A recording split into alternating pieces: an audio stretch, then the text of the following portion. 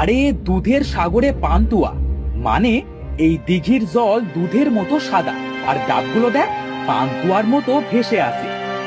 ঠিক তো, তবে এর ভেতরেই আছে গুপ্তধন। চল দিঘির ভেতর ডুব দিই। বেশ চল। তিন ভাই দিঘির ভেতর ডুব দিল। ভেতরে কিছু দূর যেতেই তারা আবিষ্কার করলো কতগুলো পালোয়ান মাছ একটা জাদুর দরজা পাহারা দিচ্ছে। দরজার চারপাশ দিয়ে রং বেরঙের ধোঁয়া ছুটছে। ওই দেখ তোরা, দিদুনের কথাই ঠিক ছিল, কতগুলো পালোয়ান একটা দরজা পাহারা দিচ্ছে, তার মানে ওর ভেতরেই গুপ্তধন আছে।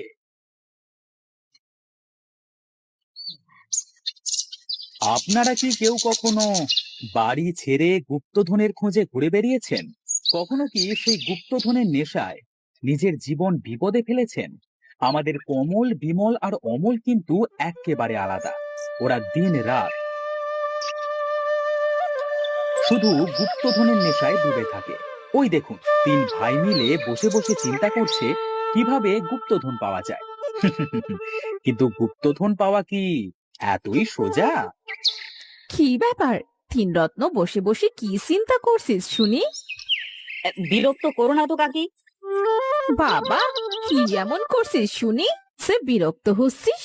আসিস তো বসেই। আমরা তিনজন ভাবছি। খুব গভীর ভাবনা। কি ভাবনা শুনি, আমাকেও বল। ওসব তুমি বুঝবে না। এসব বুঝতে হলে আমাদের মতো জ্ঞান থাকতে হবে। তোদের জ্ঞান আছে বুঝি? তা কি বিষয়ে জ্ঞান চর্চা করছিস? গুপ্তধন, বুঝলে? গুপ্তধন। গুপ্তধন? হ্যাঁ, গুপ্তধন। আরে গুপ্তধন পেলে আমরাও ধনী হয়ে যাব, বুঝলে? আবার তোরা গুপ্তধন নিয়ে ভাবছিস? আরে বুদ্ধুরাম, ওসব কিছু হয় না বুঝলি। গুপ্তধন পাওয়া কি তোদের মতো পুচকে ছেলেদের কাজ? এইসব ভেবে সময় নষ্ট করিস না। তুমি যাও তো এখান থেকে কাকি, আমাদের জ্ঞান বাড়াতে দাও। হ্যাঁ, আমরা যত ভাববো তাতে আমাদের জ্ঞান বৃদ্ধি হবে, আর আমরাও গুপ্তধন পাওয়ার পথ পেয়ে যাব। ভাবতে থাক, ভাবতে থাক, তোদের কপালে গুপ্তধনের জায়গায় গরু মিলবে দেখিস। কাকি চলে যাবার পরেও তিন ভাই বসে বসে চিন্তা ভাবনা করতেই থাকে। কিন্তু গুপ্তধন পাওয়া কি এতই সহজ কাজ নাকি? তাই তাদের চিন্তার চাকাও ঘুরতেই থাকে, কিন্তু সামনে এগোয় না। কিরে অমল, বিমল, তোরা কিছু ভাবলি? আর ভাবা, আরে মাথার জট খুলছেই না। এই অমল, আরেকটিবার ধাঁধাটা পড়তো। দুধের সাগরে পান্তুয়া, যদি পারো তোমরা, সামনেই দালান, তার ভেতরে পাবে তোমরা বিশাল বিশাল পালোয়ান আর জাদুর দরজা। যদি চাও গুপ্তধন, তবে তাদের হারিয়ে ডুব দাও হাতে রেখে প্রাণ মন। এ তো চিন্তার বিষয়। এখানে আমরা দুধের সাগর কোথায় পাবো? এই দুধের সাগর হয় নাকি আবার? তার ভেতর নাকি আবার পান্তুয়া? কি সর্বনাশ! হ্যাঁ, তুই কি এত সময় দুধের সাগর খুঁজছিলি? গাধারে একবারে। হ্যাঁ, সেটাই তো ভাবছিলাম। এই দুধের সাগর না পেলে পান্তুয়া পাবো কোথায়? ওরে বোকার হদ্দ, এখানে তো ধাঁধা বানিয়েছে। সত্যিকারের দুধের সাগর হয় নাকি? ঠিক তাই, কাকি ঠিকই বলেছে। এমন ভাবে চিন্তা করলে গুপ্তধন নয়, গরুই পাবো। তাই তো, আমি তো ভেবেছিলাম হয়তো এই দুধের সাগর আগে খুঁজতে হবে। এই হাসিস না, আমরা এই গুপ্তধন হয়তো খুঁজেই পাবো না। কত ভাবলাম। ওদের কথার মাঝে হঠাৎ বাড়ি থেকে এসে তাদের পিঠে লাঠির বাড়ি দিতে শুরু করলো ওদের বাবা। বাবা মেরো না, লাগছে। মারছো কেন? লাগছে। বাবা কি হলো? মারছো কেন? পাগল হয়ে গেলে নাকি? লাগছে তো, লাগছে। ছেড়ে দাও, লাগছে তো। বাবা লাগছে। হত সারা, আমি পাগল হয়েছি?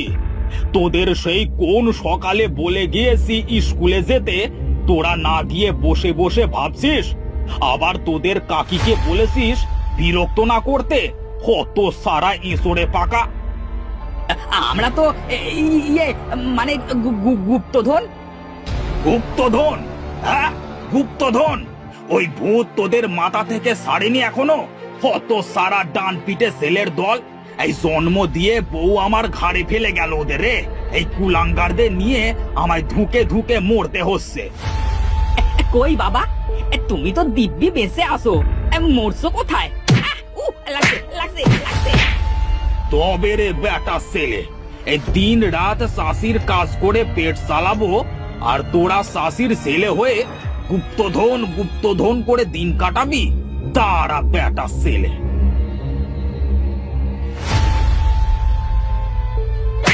বাবারে, আর মেরো না বাবা, ও বাবা, আর মেরো না, লাগছে লাগছে।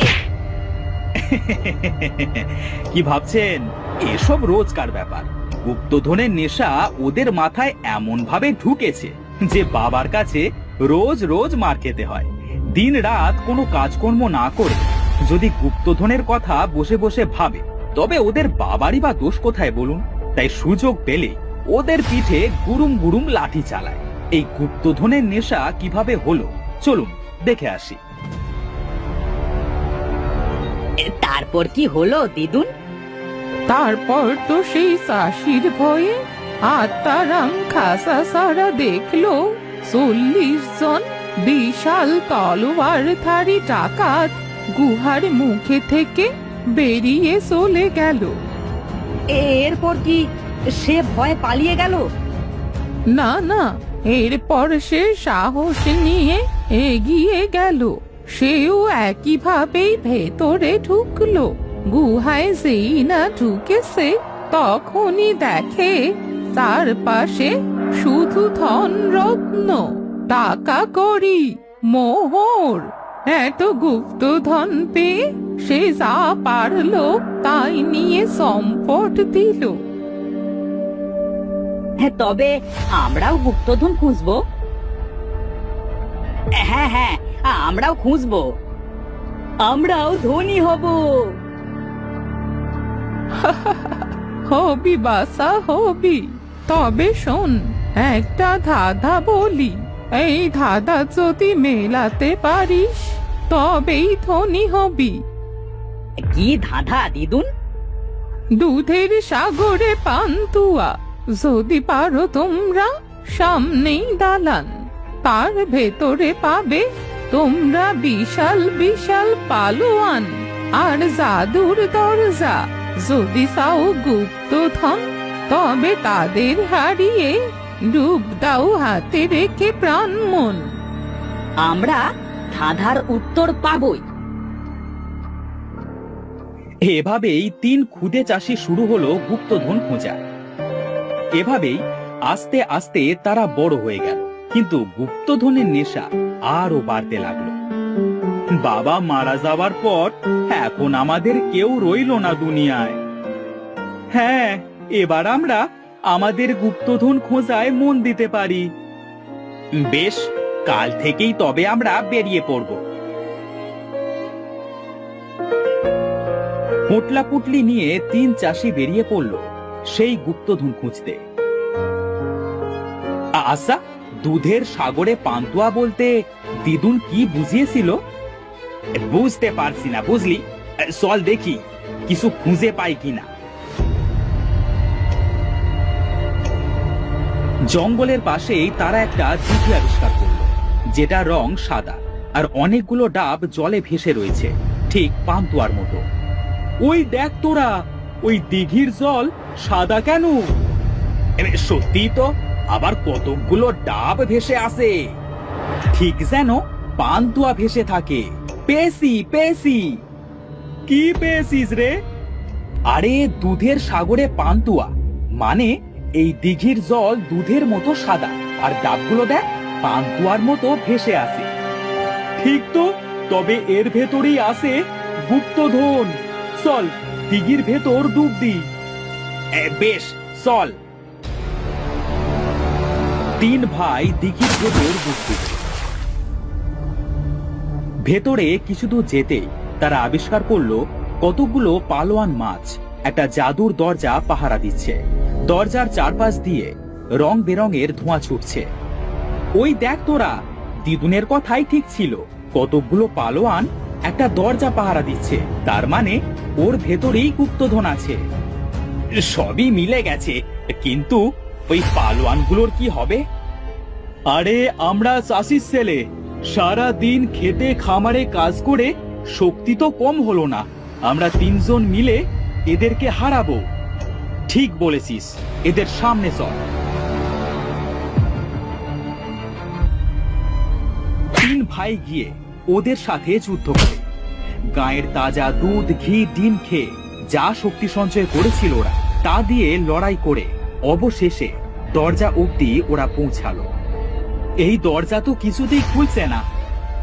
আমার মনে হয় না এই দরজা এত সহজে খোলা যাবে।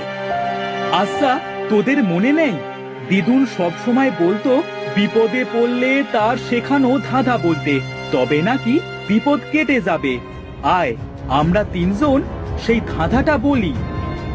দুধের সাগরে পান্তুয়া, যদি পারো তোমরা সামনে দাঁড়ান, আর এদের পাবে তোমরা বিশাল বিশাল পালোয়ান আর জাদুর দরজা। যদি দাও গুপ্তধন, তবে তাদের হারিয়ে ডুব দাও তাদের প্রাণানন্দ। জাদুর দরজা আপনা আপনি খুলে গেল। ওরা ভেতরে গিয়ে দেখে কত সোনা দানা। ওরা নিজেদের চাহিদা মতো যতটা পারলো নিয়ে তাড়াতাড়ি সেখান থেকে বেরিয়ে এলো। আর ওরা বেরিয়ে যাওয়ার সাথে সাথে সব ভেঙে গুঁড়িয়ে গেল। ওরা পাড়ে উঠে দেখে দিঘির জলও সাদা থেকে নীল রং ধারণ করেছে।